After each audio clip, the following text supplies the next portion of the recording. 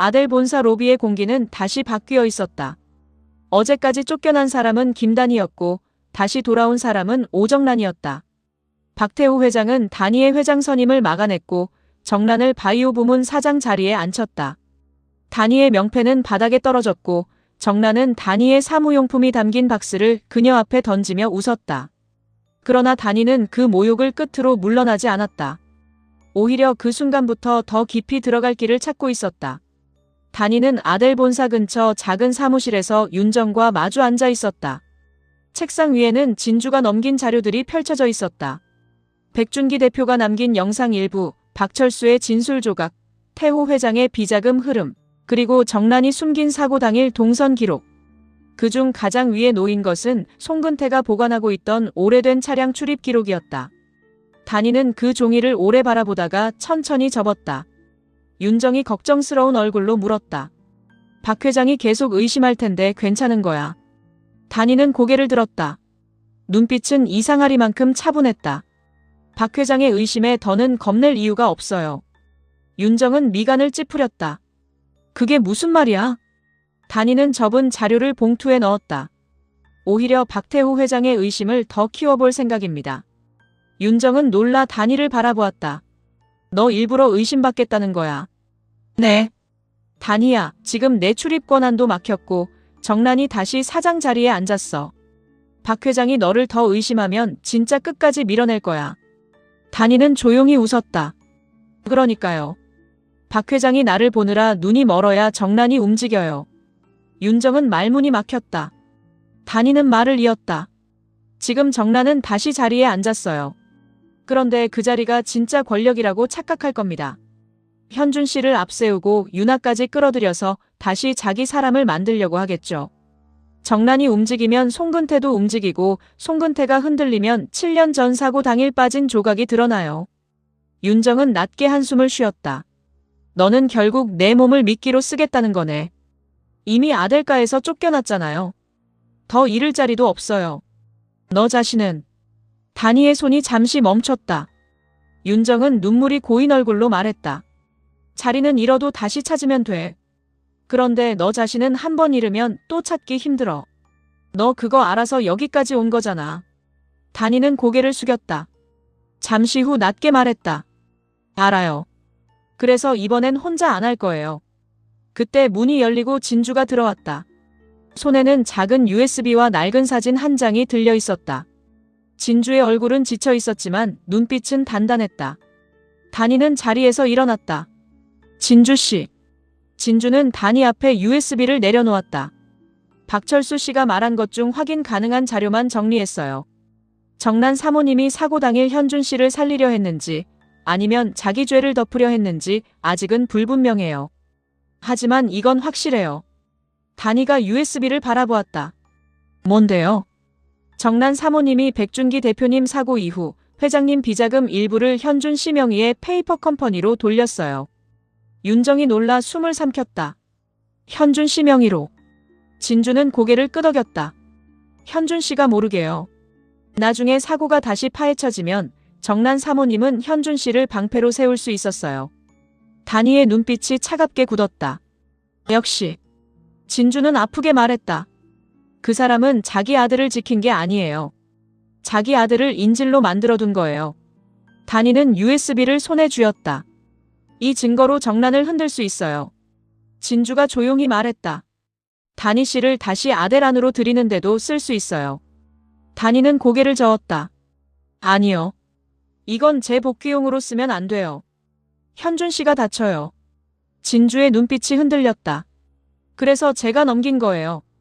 단희 씨라면 현준 씨를 다치게 하지 않고 쓸 방법을 찾을 것 같아서요. 단희는 한참 진주를 바라보았다. 고마워요. 진주는 애써 미소 짓지 않았다.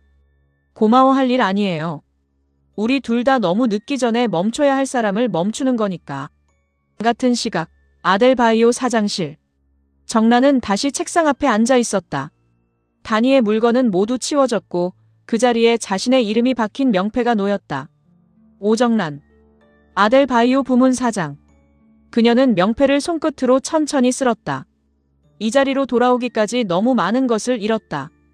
태호의 신뢰, 현준의 마음, 송근태의 충성, 그리고 스스로를 지키던 마지막 품위까지.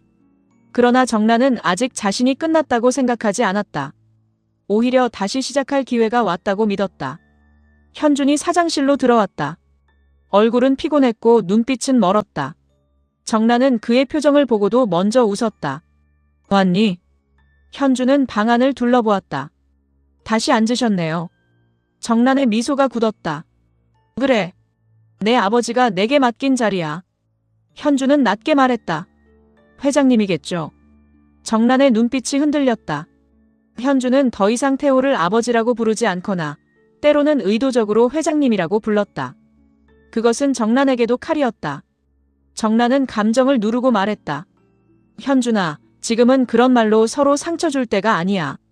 그럼 무슨 때인데요? 정란은 자리에서 일어나 현준에게 다가갔다. 박태호가 김명희를 의심하는 지금이 내가 치고 들어갈 타이밍이야.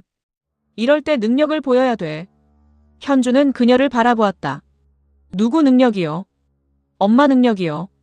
아니면 제 이름으로 엄마가 다시 살아남는 능력이요? 정란의 얼굴이 굳었다.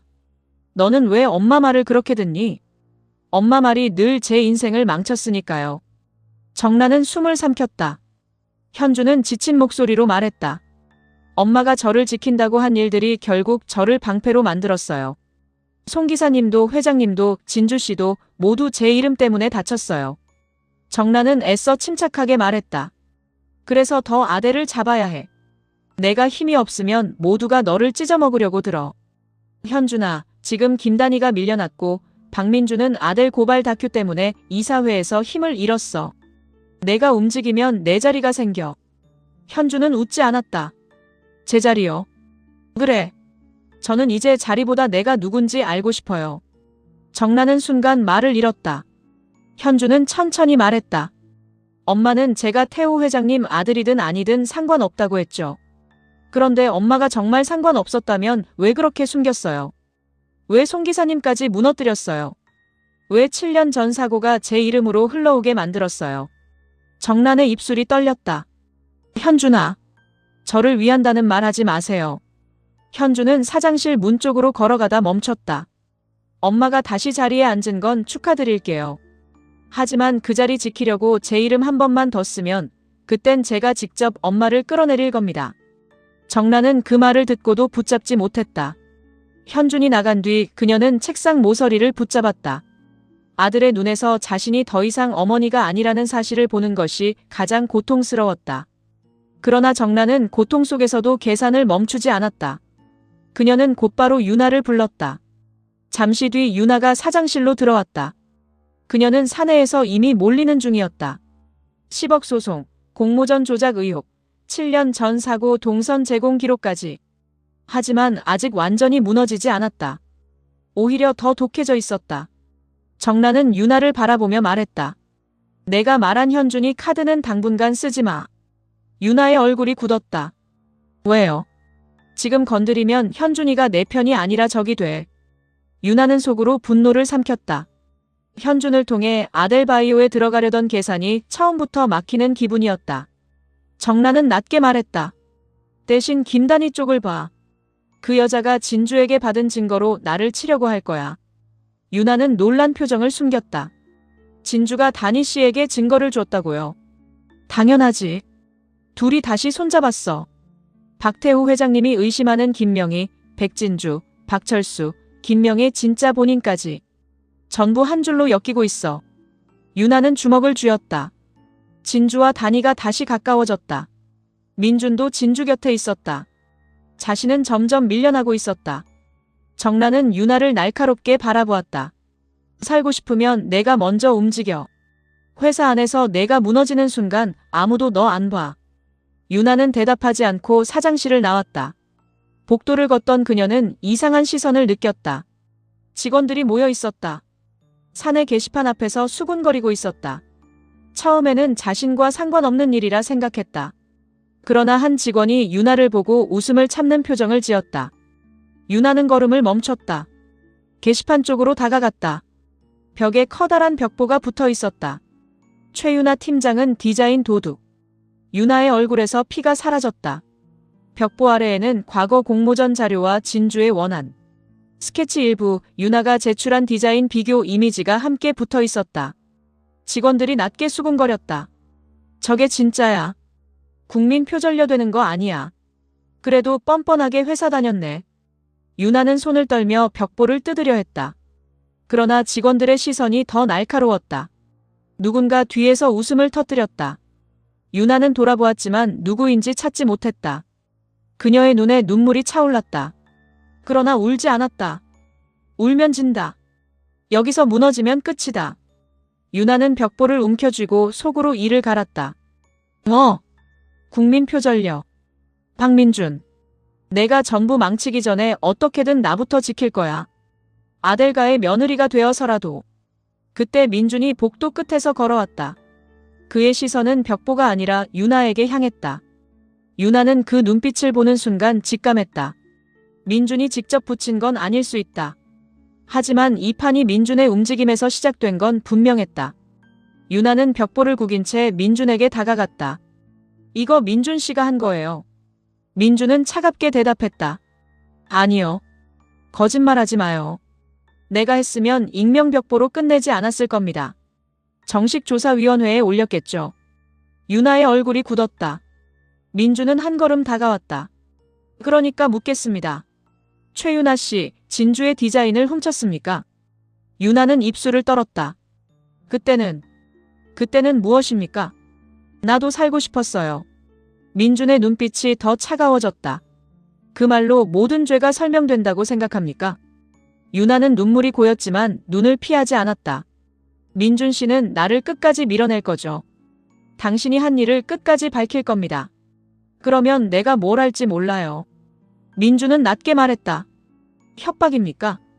유나는 가까이 다가와 속삭였다. 아니요. 경고해요.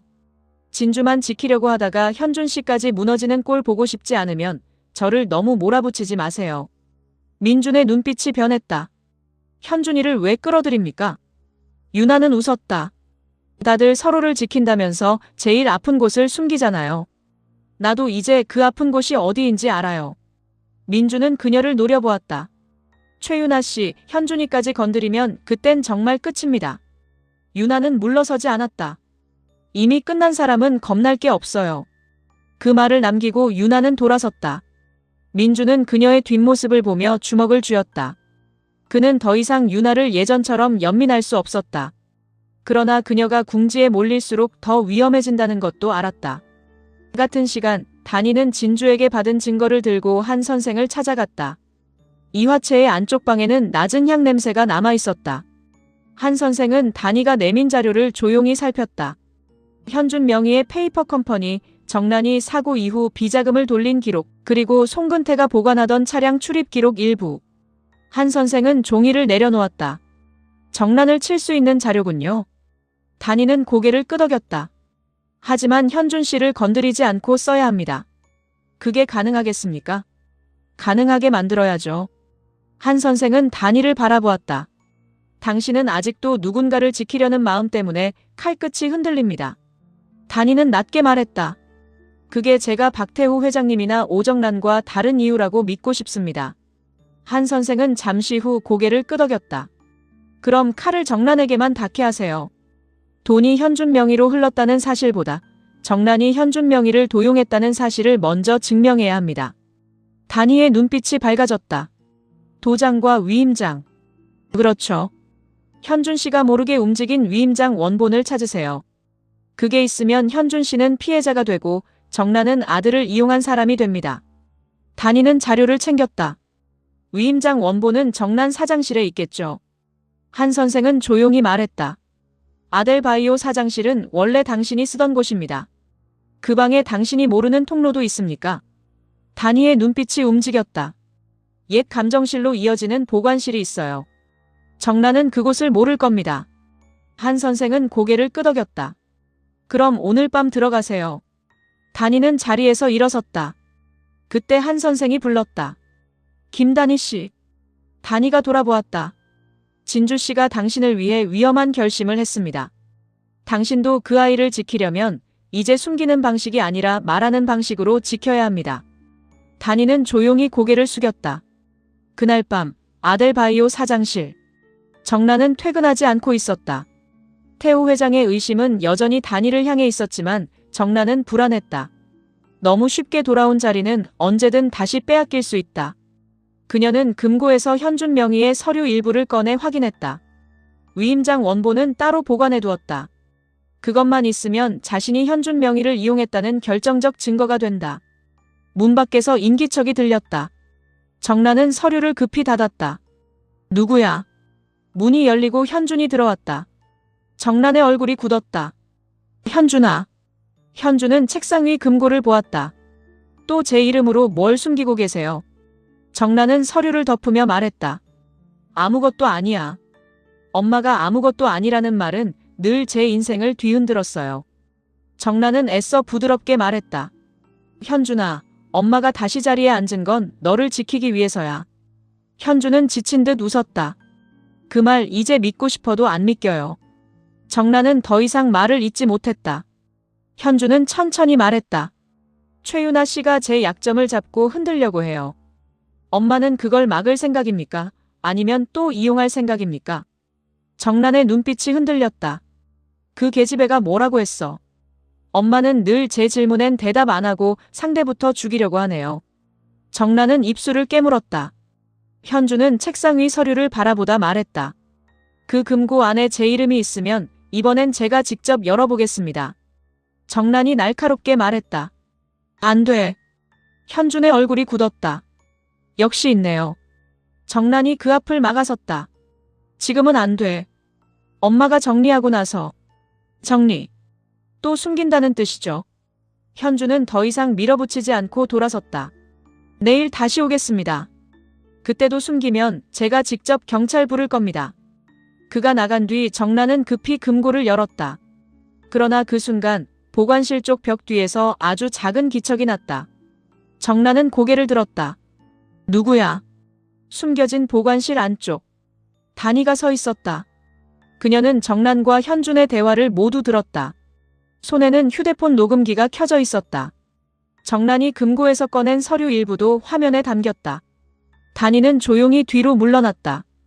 그러나 보관실 문이 오래되어 작은 소리를 냈다. 정란의 눈빛이 번뜩였다. 김명희. 단이는 숨을 멈췄다. 정란이 사장실 안쪽으로 다가왔다. 단이는 다른 통로로 빠져나가려 했지만 정란이 이미 보관실 문 앞에 섰다. 거기 있지. 단이는 더 이상 숨지 않았다. 문을 열고 나왔다. 정란은 웃었다. 역시 너였어. 단이는 휴대폰을 내려보이며 말했다. 현준 씨 명의를 도용한 증거, 이제 거의 다 모였습니다. 정란의 얼굴이 굳었다. 내가 그걸 세상에 내면 현준이도 다쳐. 아니요. 현준 씨는 피해자로 남을 겁니다. 당신이 아들을 이용한 사람으로 드러나는 거고요. 정란은 분노로 떨었다. 너, 내가 다시 쥔 자리 하루 만에 뺏으려고. 단이는 차갑게 말했다. 당신 자리가 아니니까요. 정란이 달려들 듯 다가왔다. 김명희, 너는 끝까지 내 것을 빼앗는구나. 단이의 눈빛이 흔들렸다. 당신 것이었던 적 없습니다. 태우 회장님도 아델도 현준 씨도. 정란의 손이 올라갔다. 그러나 문 밖에서 누군가 들어왔다. 민준이었다. 그만하시죠, 사모님. 정란의 얼굴이 굳었다.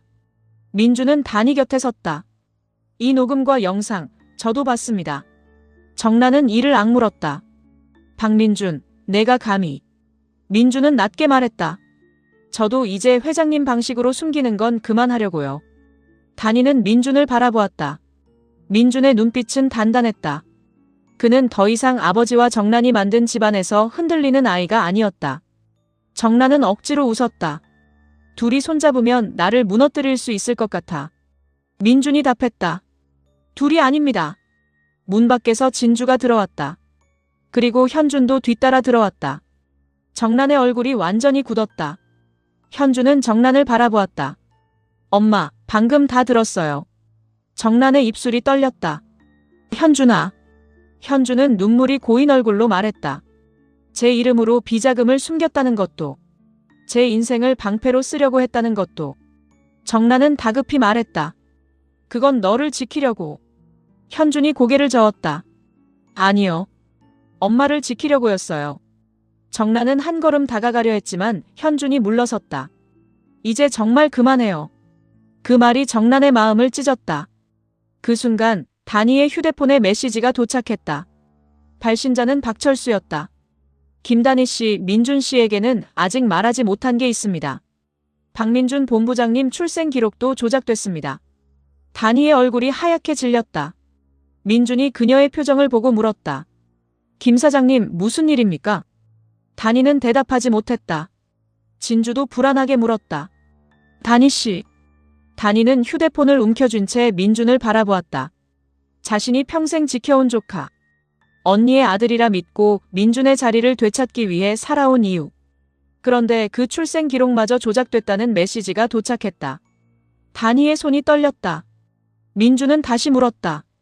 제 얘기입니까? 그 순간 정란이 단희의 흔들림을 놓치지 않았다. 그녀는 낮게 웃었다. 뭐야? 이제 박민준 쪽에도 폭탄이 있나 보네. 단희는 정란을 노려보았다.